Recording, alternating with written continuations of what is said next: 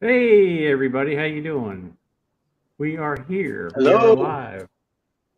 We got Charlie here, Greeny here, and there's supposed to be a couple other people dropping in. Let's see. Happy Sunday to you too. Is it rain? Where are you getting rain at, Roger?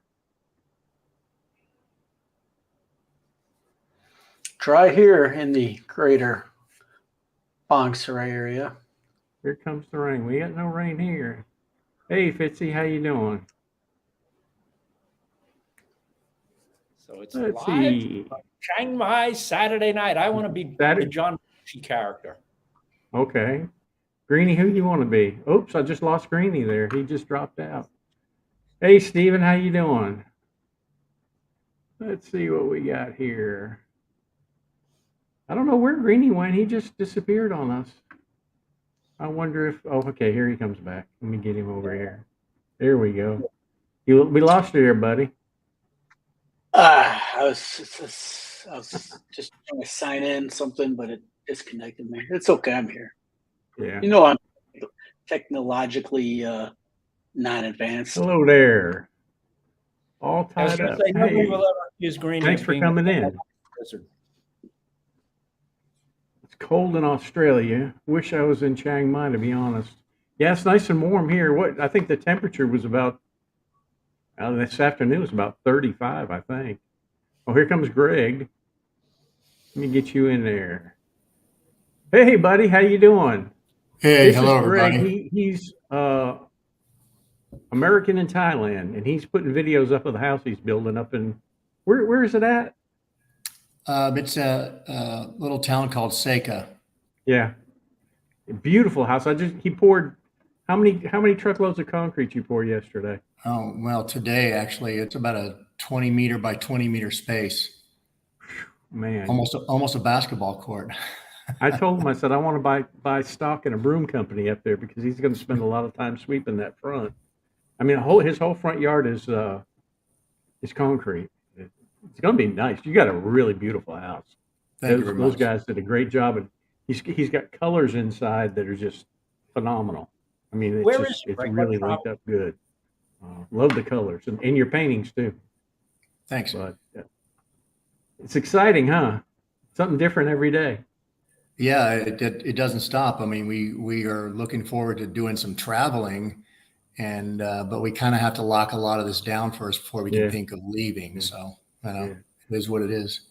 yeah. When we built our house, it was 3 months from start to finish. But every day I had to be there. Every day when they got there in the morning, and I'd stay there until they left because you have to watch them. You have to make sure everything that we had a set of plans, and when the material would come, we'd check to make sure that the specs were the same as what the plan said, because you just never know. We caught them a couple times with rebar that wasn't the right size, and Hmm. take it back. But so I know what you're going through. And the communication between the builder and you is pretty different. Do you have to use your wife as an interpreter?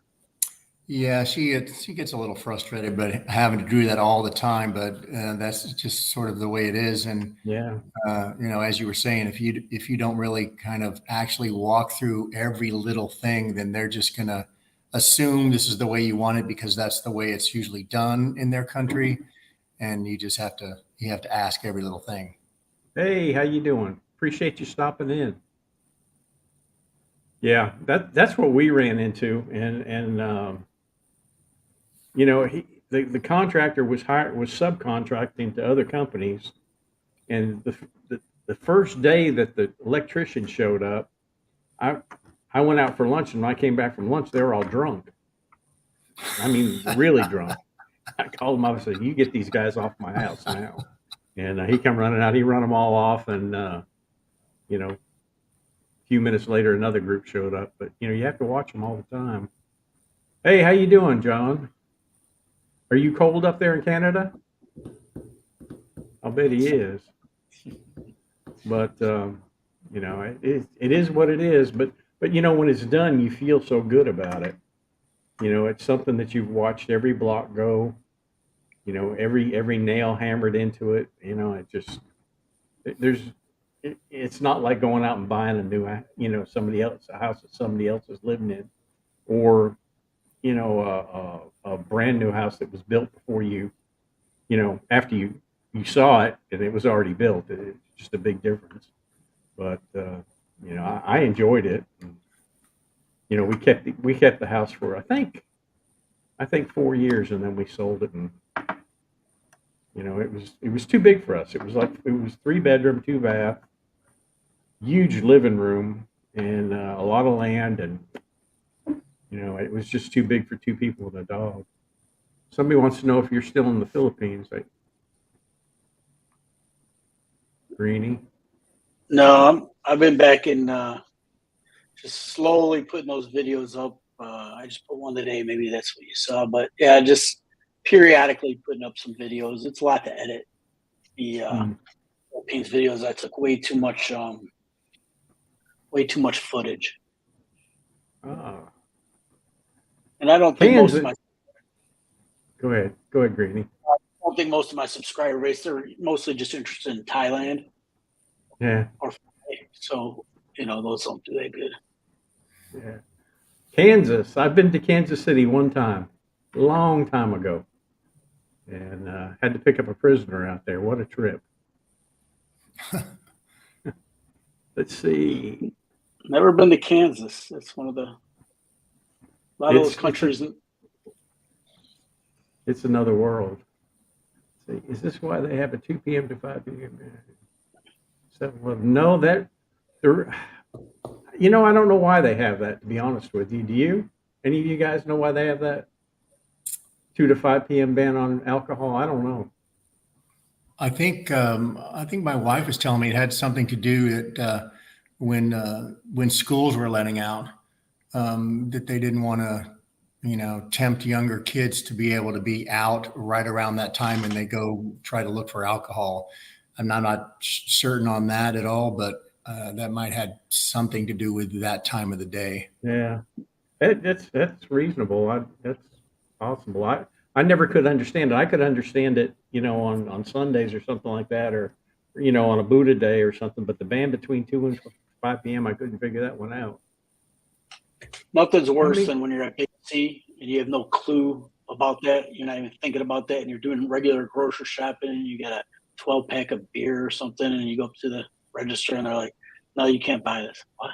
Just grocery shopping, but don't. I was watching a video yesterday, a young guy here in Thailand, and he dropped into a cannabis store right on Sukhumvit Road here. I didn't even know they had them. I just hadn't noticed them, I suppose, but they've been popping up all over, so I'm told. And he pointed out accurately that between 2 and 5 p.m. you can't buy a beer, but nothing stops you from dropping into your local pot shop, apparently. Yeah. Yeah, there's a bar right next to the police station here, and it's open all the time. Coming to Chiang Mai in September, looking to rent is Ban Wonton. Yes, it is. It's a real good place. The only problem that you have in Ban Wonton is it's right on the end of the runway, so you're going to have some airplanes going over your head all the time. Other than that, it's a really, really decent move on. They take care of it. The houses are nice. But you get the same thing at every other place. You're going to have a few dogs and things like that. But Ban Wonton's nice. Other than the airplanes, be aware of that. That's one of the things you have to look for. Let's see. Greeny, you got a new? No, he didn't get a new chair. He locked it before he sat down in it. I was going to send him a can of WD-40, but I think he fixed it. Yeah, I locked out the rocker option.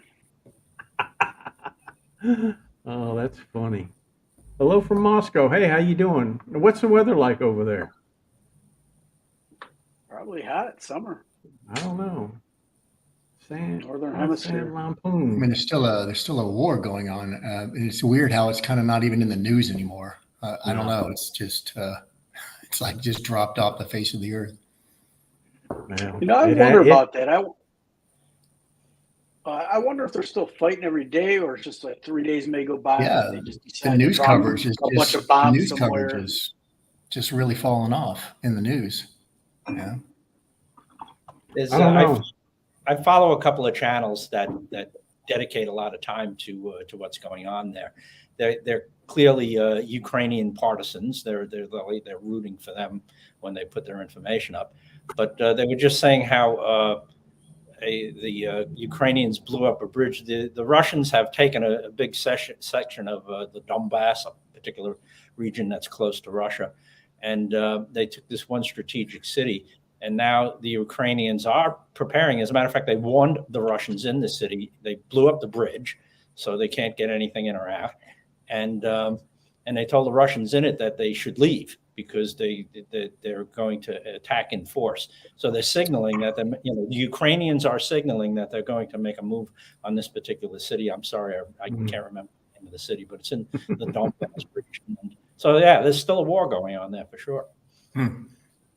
You can tell it when you go to the gas pumps, that's for sure. Hello, Australia. Yeah. Time is it in Australia? And about 6 hours difference from. Good day. Good day, mate. Good day. Good day. An Australian accent is just very put them in hard. the comments there, and we'll answer them for you. City is Kennerson. Kirsten, yeah. It's 11 p.m. in Melbourne. Oh. 3 hours difference. Yeah, it's not a war; it's a special operation. Gosh, to me, it just I hate to see stuff like that. It bothers me, but what are you going to do?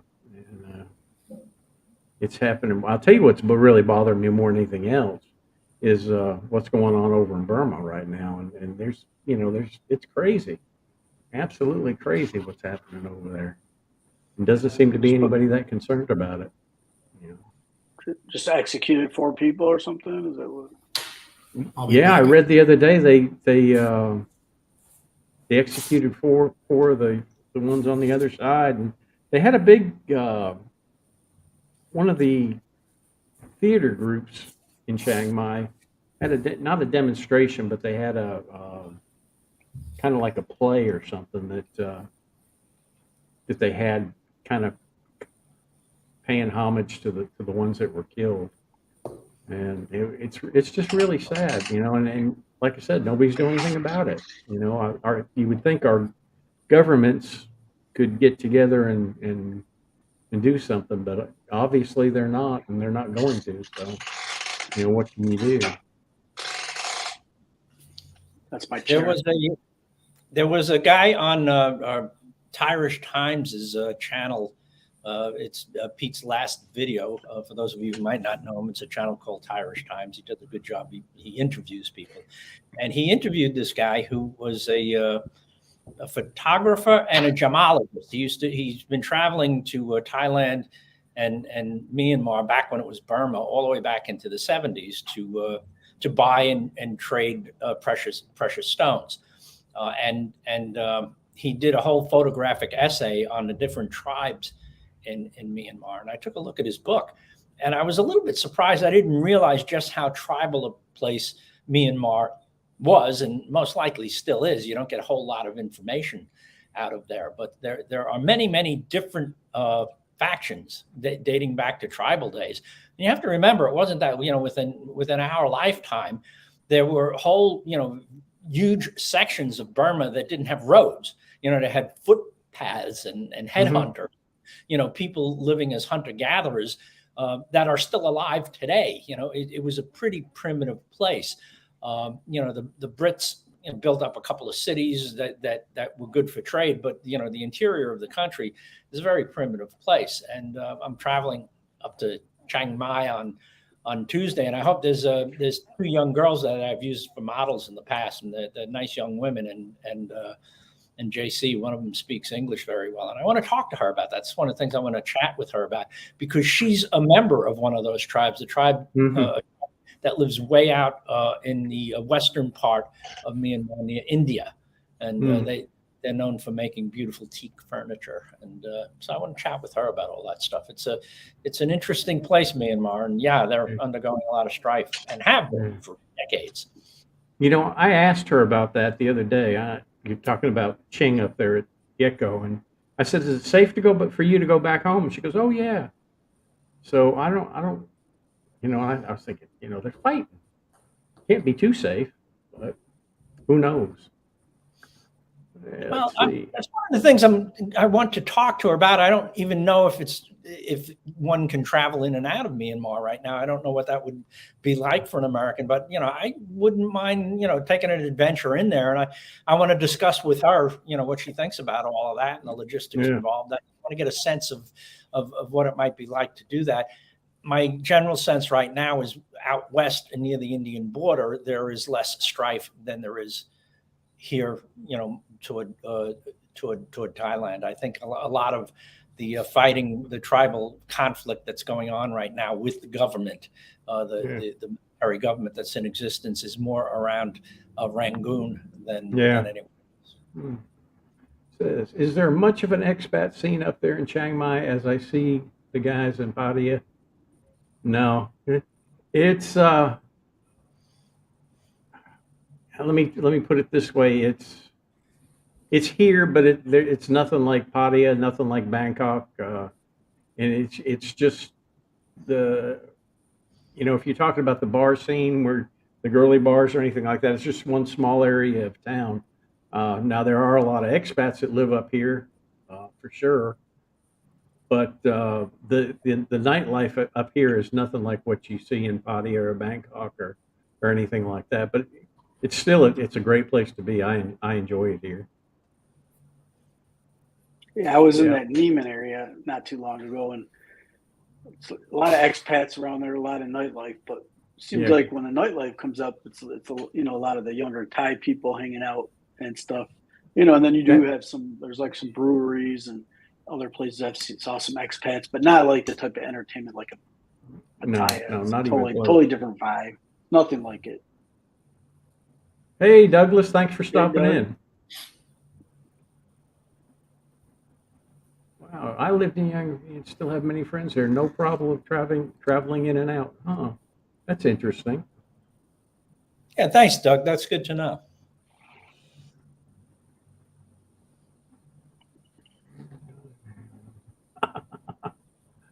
Oh, he said I was in the Golden yesterday. Huh.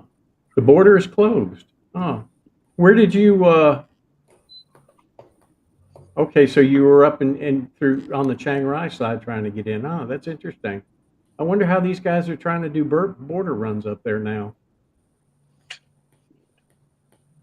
Eat sleeping on, you would never know there's any. Yeah, I think I've seen that before. Yeah. They also have a channel, Eat Sleep Bangkok. Same people, I guess. Same thing. Huh. Yeah, I think they try to do that too. They have some girls that go. I saw Icy went out and did a video for them. What are my views on tourism and elephants? I think personally that's a Thai thing, and it's their country, and I'm not going to criticize them for whatever they do. This is something, you know, the tourism and the elephants been around long before we were here, and I don't think it's our place as guests to say that they're doing anything wrong or you know, scold them for having elephants, you know, for tourism. You know, it's not our place. Somebody else wants to do it, that's fine. You know, we were down in Phuket. It was about 3 or 4 weeks ago, and there was a guy that had the monkey going up in the tree and getting the coconuts. And there's been a big fiasco about that. And I wanted to film him, and he wouldn't let me film him. He was too worried about the video getting out there and him getting lamb blasted. And you know, I mean, you could tell the monkey was being well taken care of. Hell, it came down off the tree and threw the coconut. You know, threw the coconut down, climbed off the tree, and then jumped on him. You know, so the monkey wasn't being mistreated. But you know, that's something that's for the Thai people. If they want to complain about it, let them complain. You know, like I said, we're guests here, and really we can't gripe about a whole hell of a lot. I don't think. If we don't like it, we don't have to go there. I don't go there, but Right. I don't make a big thing about it. I don't make videos Yeah. about it or anything, but I'm not gonna go to frequent those places. No, I don't either. I mean, I don't go to the elephant shows. If I see them, I look at them. But as far as saying, that's bad, that's not my place. And I don't think it's any foreigner's place to come into another country and tell them how to run it. And that's There are ties though that I did a video not too long ago at one of the sanctuaries up there between just north of Chiang Mai, and it was me, my son, and 5. We were the only people there, so we had 4 or 5 kids that take care of the elephants, and then the tour guide type of guy, and we had all their attention, and he was telling us all about it. And I forgot how much he said, but it's like 5,000 or 10,000 US for them to buy elephant. They try to save them from the circus or the places that they're chained up, and they have, they're not giving them away. They have to purchase them, from those people, and then they take good care of them. And so I will frequent those places. I've got one subscriber that sponsors an elephant in one of the camps. She spends so much money to them every month, and they take care of the elephant. Matter of fact, they were here not too long ago, and I believe they went and visited them. Let me ask you this, Bill. Did the elephant ever say to her that its mom's buffalo got sick? I'm just wondering. I'm sorry, say it again. I said the elephant that they were sponsoring, that she sponsors, never told her that its buffalo got sick or anything, did it? No. Okay. No, I think that's another story. Oh, I haven't watched that video. I saw the thumbnail to it, but I didn't watch it, so I really couldn't tell you on that one. My girlfriend, Buakaw, who lives here with me, it will be 40 next month. Her father trekked into northern Thailand, a village called Ban Samhai or Samhai, and it's in Loi province, which is one of the least populated places in the country, and it still remains that way. And he became a pretty successful man for that environment. He was a farmer, and his 6 daughters now have hundreds of rai of property that he accumulated over the 50s and 60s. And the reason I brought him up is because I was listening to them tell stories about him, and when he showed up there, he had an elephant, and I was like, damn, I want an elephant. But I don't really. But I mean, it's like, that sounds like such a cool thing. We're talking 1950s here. The late 1950s that this was going on. So that elephant was an essential work animal for a man building farms back then. And he became a pretty prosperous guy. He had 3 wives, which they still kind of giggle about. But they have half siblings all over the damn country, and everybody gets along just fine. But elephants were very much a part of the culture and the economy in a place, Loi province, up until recently. Now there are no elephants there anymore, but there are pockets of natural wilderness areas that have herds of wild elephants in them. I've been in a few trying to see them in the wild. I've yet to be lucky enough to encounter them in the wild. But we've got quite a few in the wild here that they've been seen up around Doisatep and stuff crossing. I don't know. It used to be when I came back, first time I came here in 2004, in Bangkok, they'd be walking the elephants through the streets, and they'd have bananas. You pay 10 baht and you feed the elephant a banana or whatever, whatever they had. That you'd see that 3 or 4 times a day, but not anymore. So I don't know. One Thai wife should be enough for anybody. Yeah, I agree with you there. That's Charlie's idol. Multiple Thai wives. Yeah. Appreciate you guys sharing being American. There are many American expats around. Are there many expats around there? I see a lot of expat YouTubers. Yeah, there's a lot of expats here, and there's a lot of expat YouTubers. Especially, there was a time here in Chiang Mai when I would go out making a video, and I'd maybe run up on 2 or 3 other YouTubers making videos up here. I think since COVID has kind of let up a little bit, I think they've moved on to other places. But for a time there were a lot of people making videos up here. But there are a lot of Americans up here now, and there have been for quite some time. I don't know. Do you when you're out shooting video, Greeny, do you run into a few YouTubers? You run into many down there? I'm not. You're walking and going around. I'm not out doing that type of stuff. So no, I mean, I'm either at a particular place, a restaurant, so I'm not really out walking the streets making videos. I don't really, I have seen, I do see Thai people doing YouTube vlogging. I've been out and about places where I'm not actually doing it. Like, there's some places I just don't feel comfortable doing it. And then they, I'll see them doing it too. So there's tons of channels here, a lot more popular than a lot of our channels. Yeah. Matter of fact, I've got one guy in the Mubon that's on YouTube. He lives about 3 houses down. He live streams out in front of his house and stuff. I haven't stopped to talk to him yet, but there are quite a few of them. You talk about that, and I was shooting a video and I walked up on a funeral up in the north part of town one day, and I normally, I'd shy away from the cameras, and I looked over and there's like 5 or 6 Thai people taking video. They're moving. So I've shot up my video, and nobody said anything to me, but it's just I wouldn't have done it if there hadn't been other people there. Is there a sanctuary that produces coffee beans that are fed? Yes, there is. And what they do is they feed the coffee to the elephants, and they come out the other end, and then they wash the coffee off or the beans off, and they're supposed to be some kind of delicacy. But yeah, it's here. I've never been there. I've never had any of the coffee, so I can't tell you how it tastes, though. That's I forgot what they called it. Yeah, that's very true. They're processed to be sold.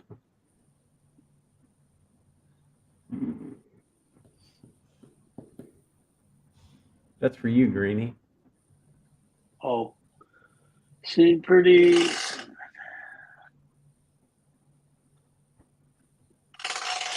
I don't know. I'm pretty happy where I'm at right now. I mean, I'm a little ways away from Pattaya, about a half hour, and it's just it's chill, it's calm. Besides the construction and the little area near where I live, there's every other day there's some new little food shop opening, and it's just I'm all set in my like little quiet life. It's very low stress. It's for tourists, and there are in Meram. One is chained up all day to be fed bananas for 100 baht. I haven't seen that, but I'm not saying it's not true. It's probably true. The only farang lie. Farang is 50. Oh, that's funny. You're kind of you're kind of in the same way, Greg. Are there a lot of farangs out where you live, foreigners? Yeah, they're about 7 houses down. There's a British gentleman, and he was actually at my housewarming party last week. There's one other American here in Seika. I have not met him yet, but that's what they tell me. There's a Swedish gentleman here. The guy right next door to me, he's hard to find, to even say hello to. I've heard him speaking over the wall. I'm not sure if it's German, but it's a strange dialect, but there are quite a few actually. And there's a local little bar on the one little main street next to the one traffic light that we have. And there's quite a little handful that meet there now and then. Haven't been yet, but yeah, it's surprisingly a big group. What about places that serve foreigner food? Not too much. I mean, they have little pizza stands that are I wouldn't call it a pizza, but it kind of does the job. I'm Italian. I have high standards. So, yeah, me too. Well, if you come to Chiang Mai, I'll take you to a place that has great pizza. Excellent. But pizza. my wife can make a great. I mean, we can still get you can get spaghetti here, and she can make a really good spaghetti sauce with pork and the way she does it is kind of a Thai style spaghetti, and I think it's great. So Yeah. it gets close. My wife learned on YouTube. When she was in the U.S., she started watching YouTube videos, and my wife can cook anything now. I mean, her spaghetti's better than mine is right now. And fortunately, we've got some good butchers up here that make some great Italian sausage, and makes it real nice. That's the best. Would any of you guys bring your elderly mother, who's never been out of her own country, to come live in Thailand? If my mother was still alive, I would definitely, if she wanted to come, yeah, I'd bring her. And, I think she'd enjoy it, to be honest with you. If she happened to need a nursing home, I mean, I know I watched a video a long time ago. I don't know if it was a video or a news thing, but somewhere up near Chiang Mai, they were showing a nursing home, assisted living. And I mean, it's one-on-one. Like you have your person there that takes care of you. It's not like in America where you got one aide, trying to deal with 15 patients. I mean, it's one-on-one and still cheaper than it would be in America. And they interviewed a lot of the people that live there, and they're so much happier with the quality of life in that place than they were in their previous countries' nursing homes or assisted living. Very famous. It's like I'm elderly. I mean, and I am. I'm 72. I'll be 73 in November. Now I'm fit and strong and and self-sufficient. But nonetheless, I have this family of Thai people around me that really go out of their way to make sure that I'm well cared for, and it's it's a reciprocal arrangement. We both contribute to each other, but there's a different attitude toward older folks here. There's a respect that absent in the States. I know a lot of people like to, it's just, the States is a different culture. It's a busier place. Everybody works all the time. It's just, it's harder to pay attention to older folks. And here I don't feel old, but it's I know that I'm well cared for. And if something happens to me, I'm not at all worried. I'll be taken care of. Yeah. What do you guys miss most and least about American life? I really don't miss anything about American life. I can't say that I miss anything. Somebody asked me something similar to that, what I miss about the United States, and the only thing I could think of was vanilla wafers and a T-bone steak. But other than that, I don't miss anything. I'm very Just happy people. here. How about you guys? People, not really things there. Yeah, that's true. I visit the States twice a year, or at least when I can. There was a time there with the lockdowns I couldn't. I go to the States twice a year. I have 2 grown daughters there and 4 grandchildren, so I miss them. But one of the things that's really apparent to me, I'm from New York City, where is the food that is available. I like Thai food; it's okay. I like Vietnamese food a little bit more, but there's a limited range, even here in Bangkok, which is a big international city, and you can find stuff if you want to go out and look for it. But it's just so the different types of high quality food that is so easily available in and around the northeast of the United States, where is where I spend most of my time. I love the United States. I feel really fortunate to have been born there. It's why I'm so prosperous in my retirement, because I was fortunate enough to be born in a prosperous country, and I never lose sight of that. And there's I was traveling through Wyoming a few years ago. It's just gorgeous there. Wyoming and Montana. I was in one of those hot springs in Yellowstone, just outside of Yellowstone in Montana, and an achy shoulder that I had for years got better in this hot spring. It was like amazing, so it's if you've never been to the Grand Canyon, you're missing something. It's a gorgeous country. It's prosperous, and the food is really good. Everybody talks about this kind of food and that kind of food. Best food that I know of is right in my hometown in New York. So I miss that. Yeah. And you're going to pay $30 for a dish. Yeah, it's more expensive, but you make more money there too. I mean, it's like, Well, I'm the saying reason not when you're retired. Though. because I was, and I'm a working class guy. I was, as a fire officer in New York City. It's like, but I was still able, from that job, which paid well, and other things that I did in my life to prepare for retirement. I'm a fairly prosperous guy, even in the States. I could live comfortably in the States too. So yeah, it is more expensive there and getting more and more expensive as time goes on. But anybody my age remembers that we've had these kinds of issues before back in the 70s, high inflation and low growth. We'll get through it. It's a bet against the States. It's like you see a lot of people knocking the States, and I'm not one of them. It's a wonderful country. Amen.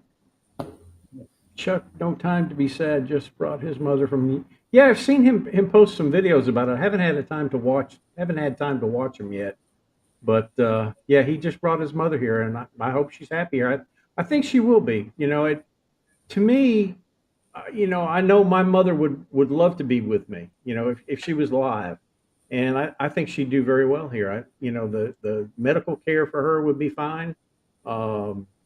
She'd enjoy her whole. She would enjoy her life a whole lot more closer to her son than she would a country away. So, yeah, I think it's a good move. I think Asians treat it very, very much so. That's something that their culture that's put into them from a very young age to respect the elderly. And here, there's no social security system here, so the younger people have to help the older people, and that it's very prevalent here. I'm an older woman, not elderly yet, lived in Chiang Mai for a full year on my own. And you probably did very well. I think so, because I think you want to come back, don't you? There's more respect. I get treated like a queen. And yeah. Yeah, you'll be treated nice here. I mean, for some reason, there's a lot more respect for humans here than what I saw in the U.S. Now, I was a cop, so I always saw the very worst of people, but you don't see that here. Somebody was asking me the other day and a question about, do I feel safe here? I feel safer here than I did in the United States. I mean, and that's no joke. So, that comes with respect, I think. Let's see, miss people. Yeah, we all miss people. Life is easier in Chiang Mai than in America, Yeah, I'll agree with you there. It's just, I don't know I can't speak for you guys, but when I came here and moved here, it was like the world was lifted off my shoulders. It was just, this was it. This was the place to be. And I found it that way. I left Chiang Mai for 3 months, and I couldn't wait to get back. I mean, it was just, I really enjoyed it here. Hello, room. Hey, how you doing? I agree. Very low stress. Yeah. Yeah, I think once you get done with that initial, like if you actually move here and you're living here after that first, I don't know, 3 months, 6 months, and you kind of find your place, it's just very little stress. It's just a really, really relaxed place. See, I've been overseas 20 years. Yeah. Yeah, you get you get acclimated here, and life is very simple. For the first 6, 7, 8 months, you're struggling to find where you're going to get this, where you're going to get that, how you're going to. But once you figure all that out, and you do, life is very simple. I was watching YouTuber hiking through Ohio. It was pretty much just junk food available. Yeah, we've got good food here. You can eat junk food, or you can eat good food. Whatever your choice is. Worked and lived in. Wow, 84 countries. God Almighty, I can't imagine that. Wow. Black Ivy coffee. Is that the one that has the beans that come through the elephant?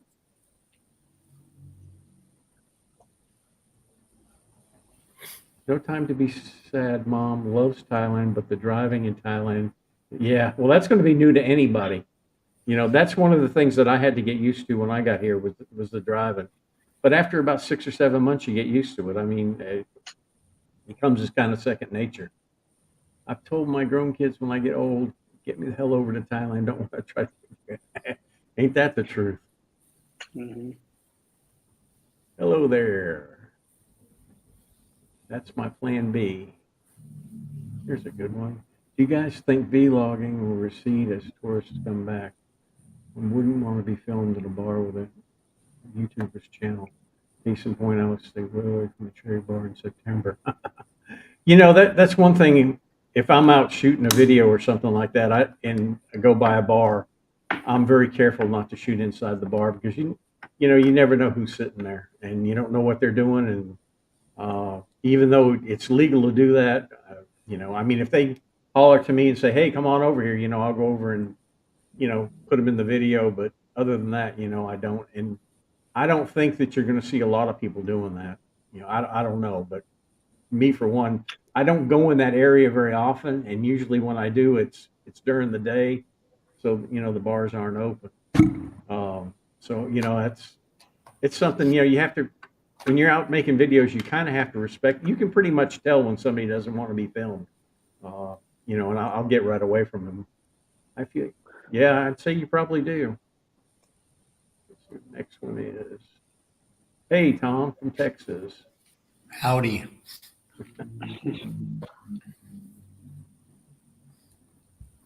What part of Texas? Part of Texas you from? Probably where all my exes are. Did I ever? Yes, I did visit Graceland. In 2005. Well, actually, I went in 1970. The year after he died, I went to Graceland and went through the mansion, and then I went back when Lex came over. About a year after she got here, we had to go to Memphis to do to get her green card. We had to go to an interview in Memphis, and we went through the mansion. We went through both the airplanes. Went through a couple of museums. Yeah, it's something to see. It was pretty cool. I enjoyed it. The funny thing was, when I got in there, it had been years since I'd been back to Memphis. And Memphis is a rough city. And I didn't know where I wanted to stay or anything like that. So I swung into the highway patrol station and not far from Graceland. And I talked to one of the officers there, and where do you recommend I stay? And he said, whatever you do, he says, don't stay at the, I think there's a hotel there it's got an Elvis theme to it. And I can't remember the name of it, but anyway, he told me not to stay there because they're cooking crack in just about every one of the rooms. But the area around Graceland has got really, really dangerous. They have a lot of shootings and stuff like that. It's kind of a shame, but that's I know the name of that hotel. What is it? I know the name. The Heartbreak Hotel. Yeah, Heartbreak Hotel. They told me not to stay at the Heartbreak Hotel. Yeah, because that's probably where I would have went in. That's a song. But, I'm just bullshitting you, but I believe you. Heartbreak Hotel. I think it was a movie, wasn't it? Yeah. One of his movies. Like, he had so many movies that the songs were. Here, say hi. Say hi. She's taking around the corner. Hello. I had the chance to see Elvis in the 70s at the Houston Rodeo, but the group of people that I was with, they didn't want to see Elvis, and we ended up seeing David Cassidy. And I'll never I can never go back and take that back. So that's yeah. From Elvis to David Cassidy. Yeah, I could see that though. Young people back then, you didn't know he was going to pass away and be he was an icon, but in his later years, he kind of lost. So here's the thing about Texas. Texas and Hawaii have something in common for two of the states. They are the only two states that were once their own country. And I think that kind of defines Texans. They have a special kind of pride in the fact that Texas was once the Republic of Texas. And that pride still exists there, is my read on the place. I've spent enough time there to get a feel for it. On my not my last trip to the States, but a year ago, I was in the States for 3 months. And I spent some time in Austin, which was a pretty cool time. Well, it wasn't cool; it was hot, but it was a cool kind of, in the other sense of the word, cool. It was a nice place, and I've always liked Texas. My first trip to Texas was back in the early 2000s. I was doing some consulting, and we were walking out of the Houston airport, and we were stuck there for a couple of days in a hotel in the airport. So my colleagues and I went to town looking for something to eat, and we wound up in one of these two-step kind of joints. The only thing they had to eat was like Slim Jims. So this Texas cowboy, he had the hat, the starched shirt, the big belt buckle, and the $500 boots. And he threw us all in his pickup truck and took us to get some Mexican food, and then came back and picked us up and brought us back to the dance hall. Now, he did that because one of the women, he was hitting on one of the women that was with us, and I think he got lucky. That was Tim the Cowboy. And he was like one of the friendliest guys I've ever met. He's like, and by the end of the night, he was one of the drunkest cowboys I've ever met. Matter of fact, he was the only cowboy I've ever met. But that's my, first impression of Texas. I've always liked it. So have you guys noticed whether the tourist numbers are? Yeah, they are starting to rise now.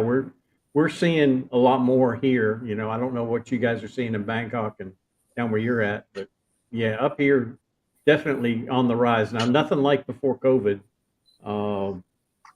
But we are seeing, and you can always tell because you look at the girls; they've all got white legs, and you can tell they're foreigners. But what are you seeing down there? We see buses. That's how we know. Lots and lots of buses again. Tour buses. What about you, Charlie? I was down by Soy 11 just 2 nights ago. I went down there to meet a friend for dinner. And it's, it's less than 50% of what it was pre-COVID, but it is coming back slowly. There are tourists around. It is the rainy season, and I'm expecting by November or December, we should be back up to some large numbers. We'll see. Nobody has a crystal ball, but there are tourists back. There's nowhere near as many as what there once was. Yeah. I predict it'll be 10 years before the country recovers from the last few years of COVID, before it fully recovers and people start coming up here like they did before. But who knows? I think if there's no lockdowns, it's going to be crazy this winter. Yeah, I think if everything keeps. I got 3 different people coming to visit, coming here November, December, January. Yeah, it's actually, now that you mentioned it, I'm meeting a guy from the state for lunch in 2 weeks, and then 2 more guys that I know just let me know last night that they're coming at the end of August. So yeah, people are coming. That's good. The people up here, the shops are starting to open up back on the streets. There's a lot more food carts out than there were before, so it's definitely having a good effect on the Thai people here. They're glad to see everybody coming. Six Flags over Texas. I've never been there. Have you been there? I've been there. Now we had Six Flags over Georgia, and I'm not World. sure if it closed down or not. It may have. I don't know. It's just one of them things. Let's see. Yeah. Everything is big in Texas. The one place in Texas I'd like to visit would be the pool at South Fork Ranch. I don't know where that is. That would be a house of ill repute. Yes. Oh, okay. No, I don't want to go there. I'll pass on that one. My daughter is at UT Austin. LA looks like a homeless shelter. Yeah, I've seen pictures out there. It looks pretty bad. What's a Slim Jim? Okay, a Slim Jim could be 2 different things. As I know, the meat. No, it may be something else. There's a little stick that's like pepperoni. That's called a Slim Jim. And then when you go to break into a car, there's a piece of steel that you carry that's about that long and about that wide. That's also called a Slim Jim. Now, if there's something else out there, Slim Jim, I have no clue. Yeah, they're a big boy Slim Jim sandwich. There's another one. Ham. Big boy, the Slim Jim sandwich with the ham. Never had that. Oh, yeah. It's an Aussie beef stick. Yeah. Snap never, into a never, Slim Jim. never had one of those. But who knows? Maybe somebody will start making one pretty soon. But anyway, well, guys, it looks like we're just about run out of time. It's 8:50. Any more questions before we get out of here? Unless I missed. Oh, I might have missed some. Fi did have something the other day that was just like a Slim Jim. I'm like, she had me try. That's a Slim Jim, and it was just from I think it was Big C or something. You know, they got all these different meat things. You could find things just like that here. Said I read Thailand. I haven't read anything about Thailand except on any flights. I haven't. We haven't seen it. Have you guys seen it? Any Yes. Chinese down there in Bangkok, or where you're at? There are. My understanding of it is that China Air has opened up a couple of flights, but they're kind of charter flights for business purposes. I don't know the details of that, but there are people flying in and out of China on business trips.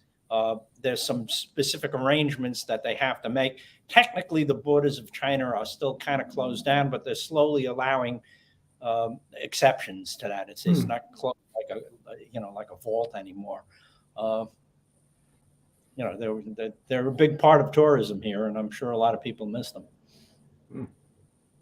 Oh, my wife's football game is over. Well, if you want to come in, come on in. She's been out there watching soccer. I say soccer, she says football. We can't agree on that.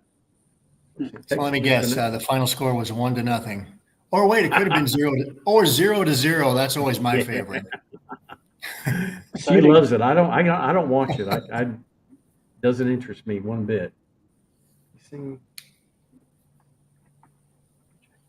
Oh, you're raining real bad, huh? Huh. Not here. It's dry as a bone here. Is there concern in Chiang Mai? But not really. No, not any concern here about monkeypox yet that I've seen. I think what we've had 2 cases in the country so far that I know of, but there's no big concern here.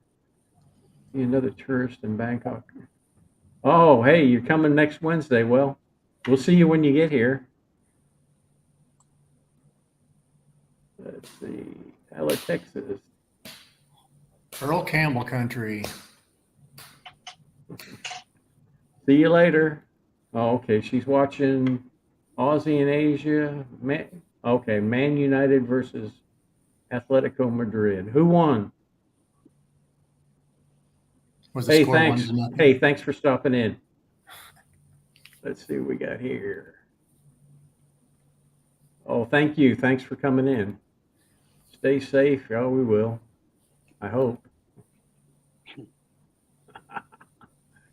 You guys can talk football around Central ticket.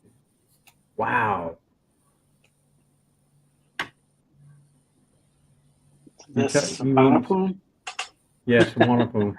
Wow, that's unreal.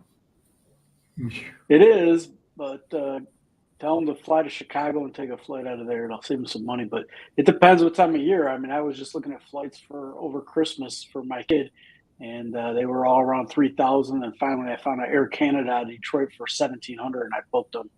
That's still ridiculous. It's usually like 900. Yeah, I used to pay 1,200 round trip, and that was out of Chattanooga, and I'd fly to Atlanta and then fly to Japan and then back. What was your friends and family reaction when you told them you were moving to Thailand? My friends thought I wouldn't do it. My family was pretty certain. Oh, here comes some. Come on in. Oh, got to turn that off so it don't go through the speaker. But they didn't think I was going to come. They all thought I was joking until I actually. Matter of fact, the day that I left, I had to stop by the office and turn my gun into my friend who was going to give it to another friend because I knew I couldn't take it with me. But they never thought I'd come, but I did. You know, what about you guys? What did you run into? I'm sure I didn't. I'm sure your face. Go ahead, Charlie. I kind of simulated. People leave you, honey. Hey, so what the cop like? What do you cop? He's getting ready for bed. No, not for bed. I Another re- match in You 2 got another, hours. oh, she's gonna stay up another 2 hours and watch the next match. Not me, I'll be sound asleep. Good Lord. Oh, let's see. So I flew into Singapore on a 4-month work contract 11 years ago. So I've evolved slowly in staying here. No. I didn't like it when I first Probably. got here. I didn't think I would last the 4 months, and here I am 11 years later, still in Asia. So it wasn't a thing like, wow, I'm going to do that. I just, I went back and forth. It's actually, for the person asking the question, it's a good thing to do that. Come and check it out first, because more people come to Thailand and the Philippines and Vietnam and places around Southeast Asia and leave and go back to their home countries, their home Western countries and Australia, than those that stay. So, that's been my personal experience of it. Not everybody loves it. I do. And for many of the reasons that we talked about earlier in the video, it's just a pleasant place to retire. And I'm very, very happy here. And I will probably spend the rest of my life here.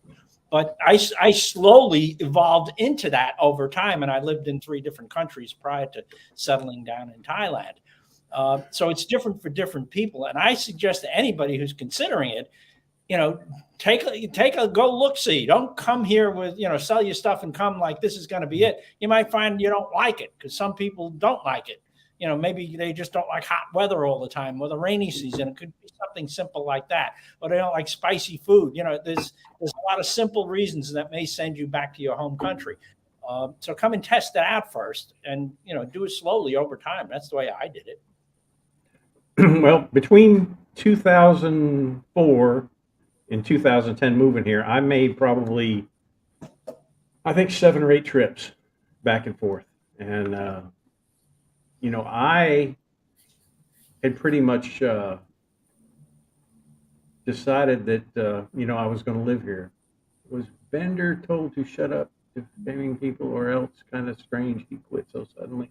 Maybe a complaint. I don't know. I have no clue on that. Your guess is as good as mine. I was, after my first trip here, I knew this is where I wanted to live, and I think my 7 or 8 trips after that just confirmed it. And I was happy. Yeah, I'm just here because of COVID, really, because I thought I'd just be traveling or whatever, and then I kind of ended up here, and then with all the lockdowns, I just stayed here, and then here I'm still here. Well, you went to you tried a bunch of different countries before you came here, didn't you? I was planning on trying more, but and yeah, I looked at Panama and Colombia, and I've been to a lot of other countries, but when I was here, right when it all started, I had tickets to fly out of here to go to Vietnam, Bali, and Malaysia, and then I had to cancel my whole thing. Ended up going back to America. I went to Taiwan, then I went back to America, and then I was in Turkey, and then I was able to come back here, and then I just kind of found this to be a good place to be while everything was going on. And now I'm just here. Don't know why. Great. What about you? You're building a house. What's your story? How did you settle down in the jungle? My wife, this is her home village. Her parents' house is about 1 kilometer away from here. So, and she did live with me in California for 10 years, and she worked there too. So when it came time to retire, we just said, well, we might as well just go back and live in your village, and so she could be near her family. And it was just sort of a no-brainer. And I had visited 4 other times before, and been around her neighborhood. So it was fine with me. Nothing beats not having to get up and go to work. So it doesn't take a lot for me to be satisfied. It's just to not being able to work again and just be with someone you love. And then that's all it kind of took for me. So, and it's, every day is just something hilariously funny to me here. And I just shake my head and go, man, amazing Thailand. Look at that. I never saw that before. And that's what I really like about this place. So, that's it for me. Now, how many trips did you make over in those 10 years? I believe I made 4 trips, 2 trips just to get to know her. And then the next 2 were to visit the family. and stay Yeah. with them. That's So, it's a lot of fun. You know, I pretty much did the same thing. We'd come over. I came over the first time and met her, and then we came over again, and we got married. And then after she came back in November, which was about 6 months later, and then we'd come, you know, sometimes 1, 2 times a year until we moved back over. And you know, those trips helped me get acclimated to what I was going to face when I actually moved here. So, you know, I wouldn't change the way I did it at all. Now, when you're what you say your wife lived in the States for 10 years? What did she do yeah, over there? I brought her over and we got married, and I brought Mhm. her over, and she lived there for 10 years and got a job, started working for Costco. She started making some really good money. She almost didn't want to leave, but yeah, 10 years she spent, and she became an American citizen as well too while she Yeah. was there. See, that we didn't do that. Let came over and she started working, you know, after she got her green card.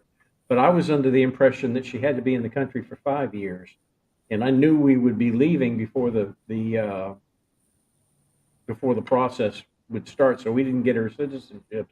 But then I found out after we got here that it's only 2 years, and but the good thing is all the benefits that, as far as my Social Security benefits and all that, being that she lived in the United States as my wife for 5 years, she'll still be able to get all that, which is good. But I wish I'd have got her citizenship, but you know it's kind of late now. You can't kind of go. We have to go back and live there for a few years. I have been with my wife 15 years. Was the only guy that she ever took to her home to meet her parents. I bet that was fun. From Miami, how is your hospital of doctors and the cities and medications? It's fine up here in Chiang Mai. I don't, you know, and probably Bangkok's even better. I don't know about your situation, Greg, as far as hospitals and doctors are concerned. There's a pretty good, Seiko's got a pretty good hospital, but I have to go to Udon Thani if I really want to step it up another notch, but I haven't had anything wrong with me. So, except mental issues, of course. Well, but so Well, that's something I'm good nobody so can help far. you with. But as far as the hospitals and doctors, I've been, you know, I've had surgery done, and I've been very pleased with them. I haven't had any problems at all. And, I I lived in Fort Lauderdale for, gosh, I don't know, probably 30 years, so I pretty much know what you're talking about. Thank you. Let's see what else we got. I don't want to leave anybody out. Anybody else got any more questions? Because we're going to close it out here. We've been on for an hour. Bill's playing with his butt. How'd you know? That's exactly what it is. I use it to open up my bottles here. But anyway, hey, I appreciate everybody coming in. Greg, I appreciate you coming. And I'll Thanks put for having me links today. to everybody's Thank you. channel in the description of this video whenever YouTube puts it up. And we'll do it again next week. I don't know, Greeny, you're not going to be here next week, are you? I don't know what time I'll be home. I have I'm going to driving school that day, and then down here there's a bar called the Wombat in Kiwi. They're having a YouTuber meet up with anybody that's coming. So I know some YouTubers are coming, and you know a lot of the people that watch the channel, subscribers, are coming. So not sure what time I'll be home, but it's possible. We'll see. Yeah, I don't really have one planned. I've had about probably 7 or 8 lunches over the last couple of months, and that's pretty much how I've done it. And you know, if you get down this way, you know, I'll meet you for lunch or whatever. It doesn't, you know, it's no problem at all. But I haven't really had an organized kind of meetup because, you know, it's just everything's kind of screwy, and most of the people that are in my channel are from outside the country. So, you know, if I had a meetup, there might be 1 or 2 people that would show up. So I really haven't done one. But, you know, if you ever get down this way, definitely look me up. Let's see. Hey, we enjoyed you coming in. Have a beer on me, boys. I'll have a Coke. But anyway, appreciate everybody coming in, and we'll be here next week. Charlie, you'll be here, won't you? Well, I'll be on the road, but I'll make sure I put 8:00 Saturday night aside. Yeah. no Well, matter where I am. I'll be here. I'll be here 8:00 next Saturday. I'll check my schedule, but I don't have a schedule. So there you go. Yeah, we're all retired. I got Just one make last sure we let question you know. here. That's all. If you have a U.S. No, if you have a U.S. driver's license, you don't have to take a driving test. You do have to take, and matter of fact, I've got to renew my license, and you can actually watch the movie and answer the questions on the internet, and it gives you a little barcode, and when you go to get your license, you just show them the barcode and show them your U.S. license, and they'll issue you your driver's license. And one thing I'll tell you that you should do, if you don't have a motorcycle endorsement on your license, get a motorcycle endorsement on your license before you come here. If not, then you would have to take a driving test on the motorcycle. But if you've got a motorcycle endorsement on your driver's license, you get two separate licenses. You get a license to drive a car and a license to drive a motorbike. But if you've got it on one license, they'll give you both licenses and you won't have to take the test. Charlie see, I has the didn't. best camp. Yeah, Charlie's got a Nikon. Oh yeah. Yeah. I didn't have Thank- the endorsement, so I didn't get that. And I don't have to take this class, but I'm doing it because I can make a video about it. Are you taking one of those? Are you taking a driving course or a motorcycle course?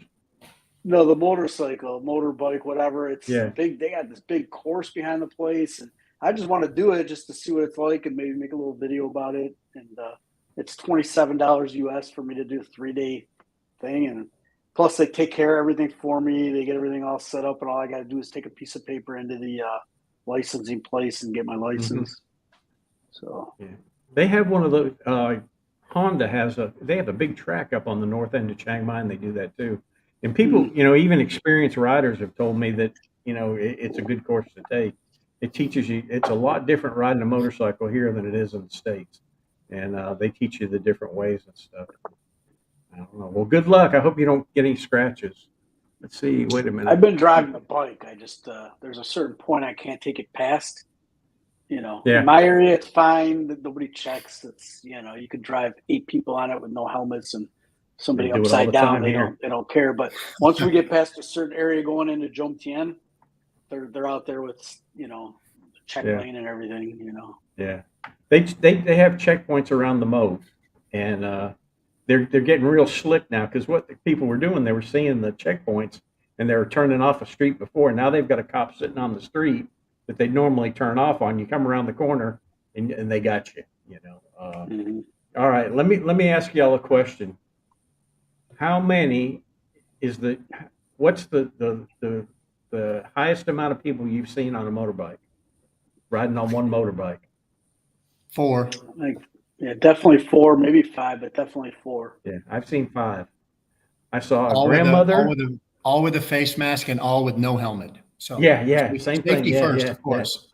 yeah. Usually what I see is I'll see the adult wearing a helmet and the kid not, and that just irks me to death. Always Yesterday, like that. this is no lie, even Lex started screaming. There was a woman coming down the back street on a motorcycle. She had a baby in her left arm, and she was riding the motorcycle one-handed. And I just freaked out. Lex started screaming. She goes, "You can't do that." Wow. I said, "Well, this is Thailand. That's what they do." But, let's see. There's a street that I was turning down the other day, and going to make a left. So who on a motorbike, when I'm slowing down and make a left turn with a left signal on, is going to pass you on your left? Just stupid. And then of course they had the little infant with them too. I was like, oh God, what an idiot! Pissed me off. Yeah. I think a tank of gas now is about 400 baht, if I'm not mistaken. Between 375 and 400. More for viewers thinking riding a motorbike in time. Keep in mind travel insurance. Yeah, that's very true. Travelers, most travel insurance will not cover you if you get in an accident on a motorbike. Even my health insurance that I had had death insurance, accidental death, and it was 50% if I get killed on a motorcycle. So yeah, they're picky about that. You got to read your policy. Use the same check. Yeah, I know. I know where they're all at. And I've been stopped in them and I've never had a problem. Cops have always been real nice to me. I always had everything I need and didn't have any problem with it. Record is 58 on a motorbike. Oh, okay. Well, guys, we're going to close off here. Appreciate y'all coming in. I appreciate you guys stopping in. And if you want to see me again, I'll be here again next Saturday night at 8 o'clock. And hopefully some of these other guys will show up too. And maybe a few others. But anyway, appreciate y'all coming by. And we're going to go to bed now. Good night. Thank you. Guys. Good night, everybody. Thanks for coming. Bye. Bye.